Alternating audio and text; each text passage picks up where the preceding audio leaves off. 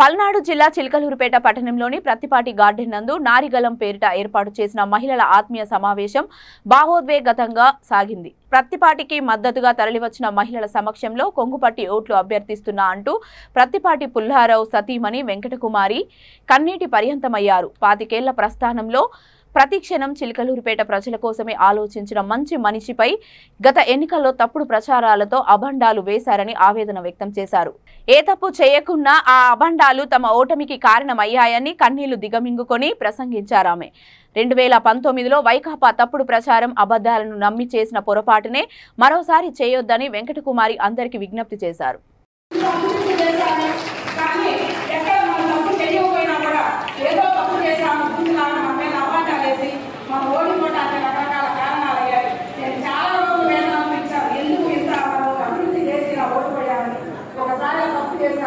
దయచేసి వాళ్ళ తప్పు చేయకుండా ప్రతి ఒక్కరిని మంచిది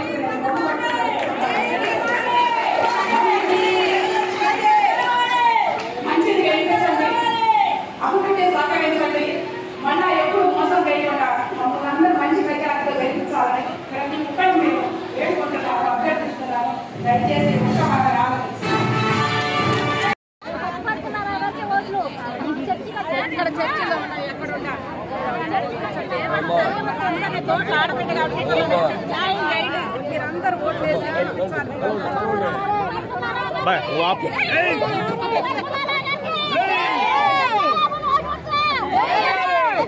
ఒక మాయ మాటలో పోయినసారి నమ్మి మోసం జరిగిందని నేను 5 సంవత్సరాలు బాధపడ్డా.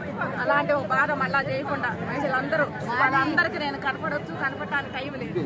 అందరిని ఒకసారి కలిగించండి. దయచేసి మోసం చేయండి, నమ్మిన వాళ్ళ కోసం చేయండి. మీరెంత నమ్మి చేస్తారు, నేను కూడా మీ ఎంత అలాగే నిలబడతాను. దయచేసి చిలకలూరుపేట నియోజకవర్గం నుంచి ఒక మహిళా ఓటరు ఇక్కడికి హాజరయ్యారు. చాలా సంతోషంగా ఉంది. మహిళలు ఈరోజు ఇంతమందిని చూసి నాకు చాలా సంతోషం, అలాగే బాగా ఆనందం రెండు కలిగిన వీళ్ళందరం చూసి నాకు మహిళలు తలుచుకుంటే చేయలేనిది ఏమీ లేదు. అన్ని రంగాల్లో ఈరోజు మహిళలు చూస్తున్నారు. ఈరోజు వీళ్ళందరూ కార్మికులైనా ఎవరు ఇంటి దగ్గర ఉండేవాళ్ళు లేరు. అందరు పనికెళ్ళి ఏదో ఒక పని చేసుకొని బతికించుకునేవాళ్ళు. అలాంటి వాళ్ళందరినీ నేను కలవలేకపోయానేమో. ఒక వారం రోజుల టైం ఉందని అందరినీ ఇక్కడ పిలిచాను. ప్రతి ఒక్కళ్ళు మా ఆహ్వానం మన్నించి ఇక్కడ అందరూ వచ్చారు. అందరికీ నా కృతజ్ఞతలు తెలియజేసుకుంటున్నాను. ఈరోజు చిలకలూరుపేటలో పురుషుల కన్నా కూడా మహిళా ఓటర్లే ఎక్కువ మంది ఉన్నారు. ప్రతి ఒక్క మహిళా ఓటర్ కూడా ఈరోజు పుల్లారావు గారికి చెయ్యాలి. పోయినసారి మనం ఒక్కసారి చూద్దాము, జగన్ అని వైసీపీకేసి మోసపోయాము. మనం ఎవరైతే నమ్మి మనం ఓట్లు వేసామో వాళ్ళు మనకు అందుబాటులో లేకుండా మన నియోజకవర్గాన్ని వదిలి వెళ్ళిపోయారు. తెలియక పొరపాటు చేశాము. ఈసారి అలాంటి పొరపాటు చేయము. ఎప్పుడు 25 సంవత్సరాలు అవుతుంది పుల్లారావు గారు రాజకీయాల్లోకి వచ్చి. ఎప్పుడు ఆయన ఏ నిమిషం వచ్చినా పార్టీలకు అతీతంగా పనిచేశారు. ఎవరో ఎన్నో కార్యక్రమాలు